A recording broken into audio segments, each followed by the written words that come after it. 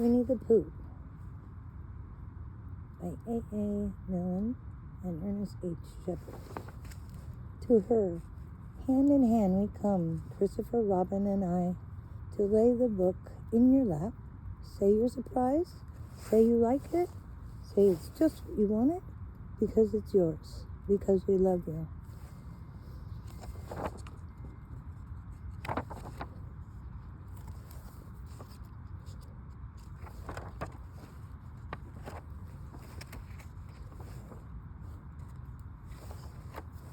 Introduction. If you happen to read another book about Christopher Robin, you may remember that he once had a swan, or the swan had Christopher Robin, I don't know which, and that he used to call his swan Pooh. That was a long time ago, and when we said goodbye, we took the name with us, as we didn't think the swan would want it anymore. Well, when Edward Bear said that he would like an exciting name, all to himself, Christopher Robin said it once, without stopping to think, that he was Winnie the Pooh, and so he was. So as I have explained the Pooh part, I will now explain the rest. You can't be in London for long without going to the zoo. There are some people who begin the zoo at the beginning, called Wayland, and walk it as quickly as they can, past every cage until they get to one called Way Out. By the nicest people go straight to the animal they love the most and stay there. So when Christopher Robin goes to the zoo, he goes where the polar bears are, and he whispers something that the third keeper from the left, and the doors are unlocked, and we wander through the dark passages and up the steep stairs until at last we come to a special cage, and the cage is opened, and out trots something brown and furry, and with a happy cry of "Oh, Bear!" Christopher Robin rushes into its arms.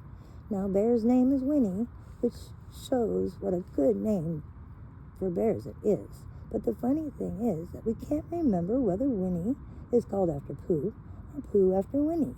We didn't know once, but we have forgotten. We knew once, but we have forgotten. I had written it as far as this when Piglet looked up and said to in a squeaky voice, "What about me?" "My dear Piglet," I said, "the whole book is about you." "So it is about Pooh?" he squeaked. "You see what it is. He is jealous because he thinks Pooh is having a grand introduction all to himself. Pooh is his favorite, of course, and there's no denying it. But Piglet comes in for a good many things, and Pooh misses because you can't take Pooh to school without everybody knowing it. But Piglet is so small that he slips into a pocket where it is very comfortable to feel him when you are quite sure whether twice 7 or 12 or 22.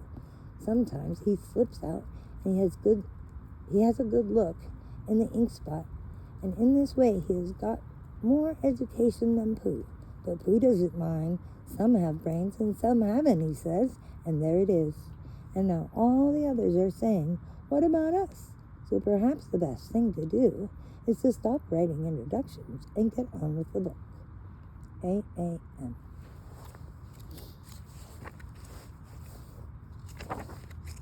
Winnie the Pooh. Chapter 1, in which we are introduced to Winnie the Pooh, some bees, and the stories begin. Here's Edward Bear coming downstairs now, hump, bump, bump, bump, on the back of his head behind Christopher Robin. It is, as far as he knows, the only way of coming down the stairs. Sometimes he feels there really is another way, if only he could stop bumping for a moment to think of it. And then he feels perhaps there isn't. Anyhow, here he is at the bottom and ready to be introduced to you. Winnie the Pooh. When I first heard his name, I said, "You just are going to say." But I thought he was a boy. "So did I," said Christopher Robin. "Then you can't call him Winnie." "I don't." "But you said, 'He's Winnie the Pooh, don't you know?'" what there means? Ah, yes, I do, I said quickly. I hope you do, too, because it all the explanation you are going to get. Sometimes Winnie the Pooh likes a game of sort when he comes downstairs, and sometimes he likes to sit quietly in front of the fire and listen to the story. This evening, what about a story? Asked Christopher Robin. What about a story? I said. Could you very sweetly tell Winnie the Pooh one? I suppose I could, I said. What sort of story does he like? About himself, because he's all sorts of bear. Oh, I see. So could you very sweetly? I'll try, I said. So I tried.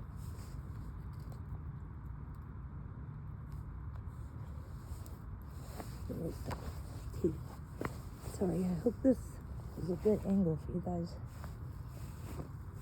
Sorry to interrupt.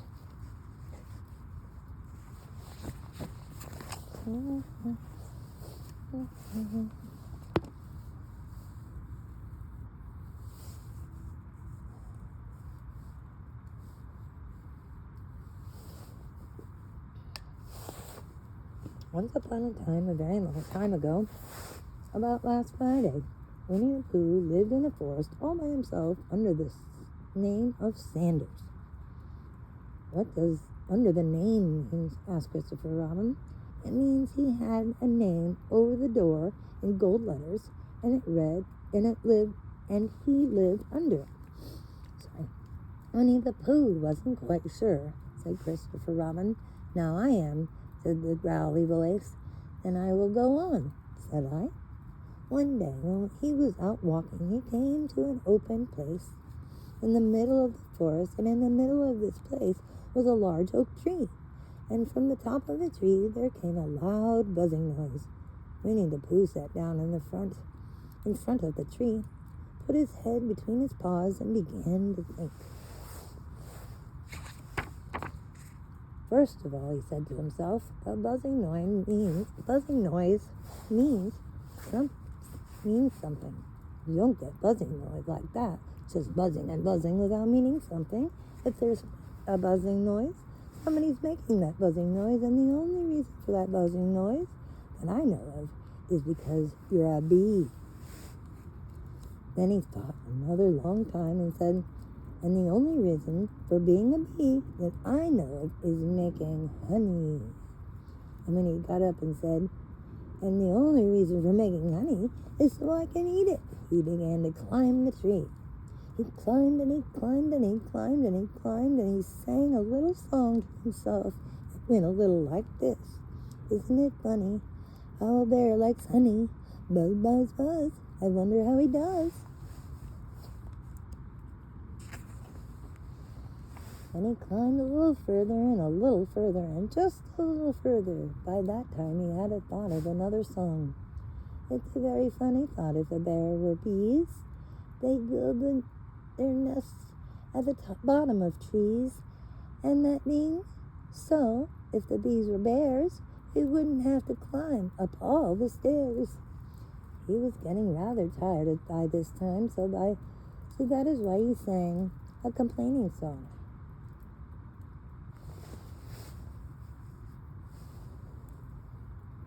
He was nearly there now, and he just stood on the branch, and crack! Oh, help! Said Pooh as he dropped 10 feet on the branch below him.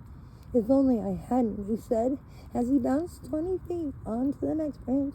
You see, I meant to do, he explained as he turned head over heels and crashed onto another branch 30 feet below. What do I mean to do? Of course, it was rather, he admitted, as he slithered very quickly through the next 6 branches. It all comes, I suppose, he decided, as a goodbye to the last branch spun around the tree times and flew gracefully into the gorse bush. It all comes a liking honey so much. Help! He crawled out of the gorse bunch, brushed the prickles from his nose, and began to think again. And the first person he thought of was Christopher Robin. A couple more pages. Was that me? Said Christopher Robin in an odd voice. hardly daring to believe it. That was you. Christopher Robin was nothing, but his eyes got larger and larger, and his face got pinker and pinker. So Winnie the Pooh went round to his friend Christopher Robin's house, who lived at a green door in another part of the forest. "Good morning, Christopher Robin," he said. "Good morning, Winnie the Pooh," he said. "I wonder if you've got such a little thing as a balloon about you." "A balloon?" "Yes, I just said to myself coming along, I wonder if Christopher Robin has such a thing as a balloon about him. I just said to myself, thinking of balloons, and was wondering, what do you want a balloon for?" You said. Winnie the Pooh looked around to see that nobody was listening, put his paw to his mouth, and said in a deep whisper, "Honey." "But you don't get honey with balloons." "I do," said Pooh. "Well, it just happened that you had been to a party that day, and before at the house of friend Piglet, and you had balloons at your party. You had a big green balloon, and one rabbit's relations had a big blue one, and had left it behind, being really too young for you to go to a party at all, and so you had brought the green and the blue one home with you. Which one would you like?" asked Pooh. He put his head between his paws and thought very carefully. "It's like this," he said. "When you go after honey with a balloon, the great thing is not to let the bees know you're coming. Now, if you're a green balloon, they might think you were only part of the tree and not notice you. And if you have a blue balloon, they might think you are part of the sky and not notice you. And the question is, which is most likely?" "Wouldn't you notice you underneath the balloon?" you asked. "They might or might not," said Winnie the Pooh. "You never can tell with bees." He thought for a moment and said, "I shall try to look like a small black cloud that will deceive them." "Then you had better have the blue balloon," you said. And so it was decided.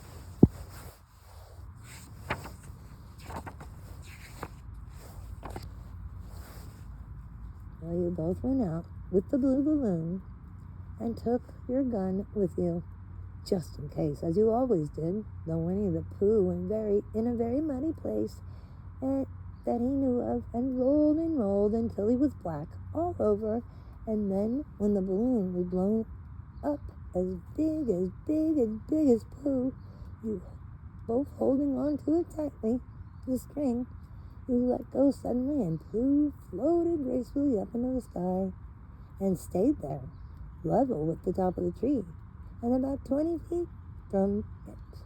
"Hooray!" you shouted. "Isn't that fine?" shouted Winnie the Pooh down to you. "What do I look like?" "You look like a bear holding a balloon," you said. "Not," said Pooh anxiously. "Not like a small little black cloud in a blue sky?" "Not very much."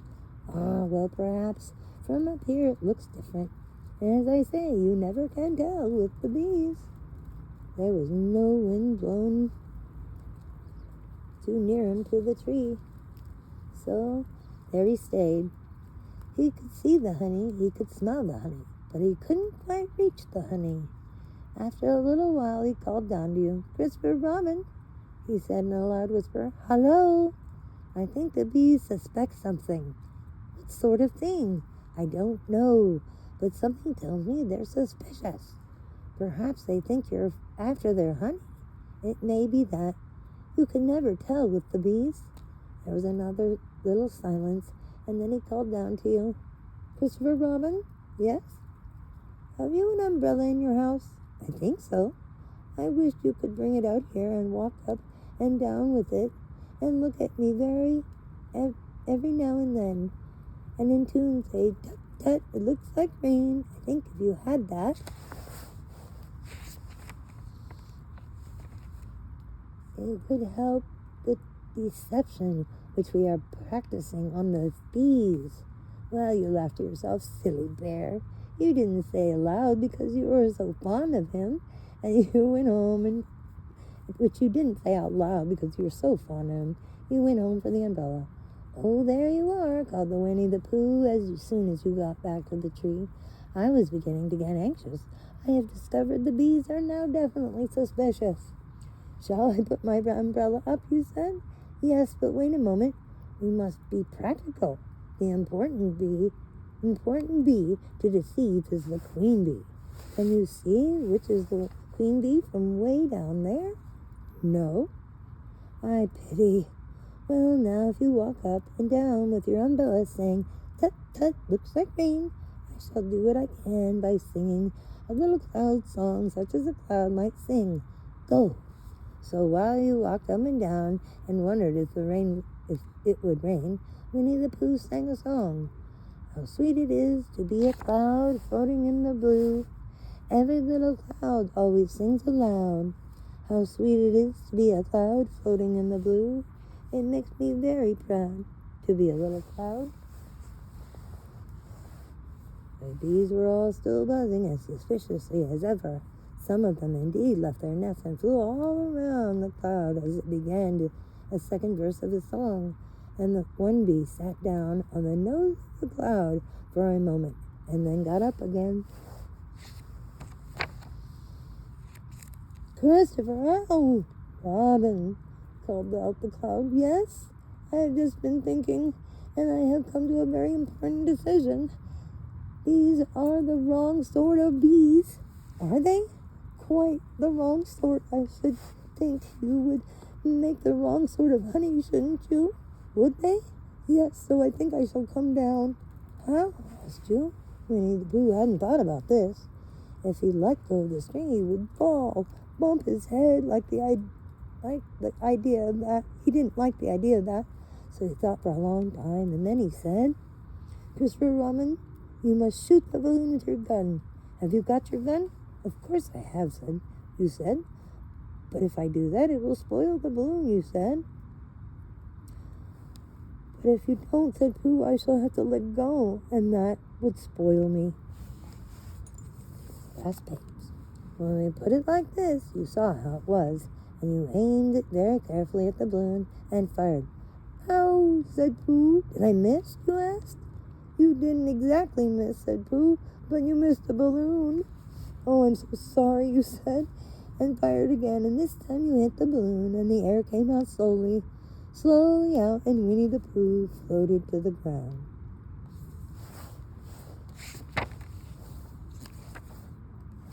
Two more pages. But his arms were so stiff from holding the string on the balloon. All that time they stayed up straight in the air for more than a week, and whenever a fly came and settled on his nose, he had to blow it off. And I think, but I am not sure, that this is why he was always called Pooh. Is that the end of the story? Asked Christopher Robin. That's the end of that one. There are others about Pooh and me, and Piglet and Rabbit and all of you. Don't you remember? I do remember, and then when I do remember, I try to remember I forget. That day when Pooh and Piglet tried to catch the heffalump, they didn't catch it, did they? No, Pooh couldn't, because he hasn't had a brain. Did I catch it?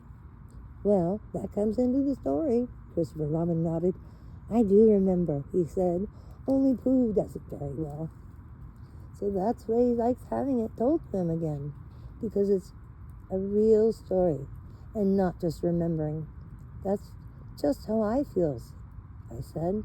Christopher Robin gave a deep sigh, picked his bear up with one of the leg and walked off to the door, trailing Pooh behind him. At the door he turned and said, Coming to see me? Have my back?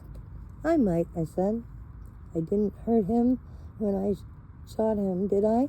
Not a bit. He nodded and went out. In a moment, I heard Winnie the Pooh go bump, bump, bump, going up the stairs behind him. And that's the end of chapter 1. Next one is Pooh goes visiting and gets into a tight place.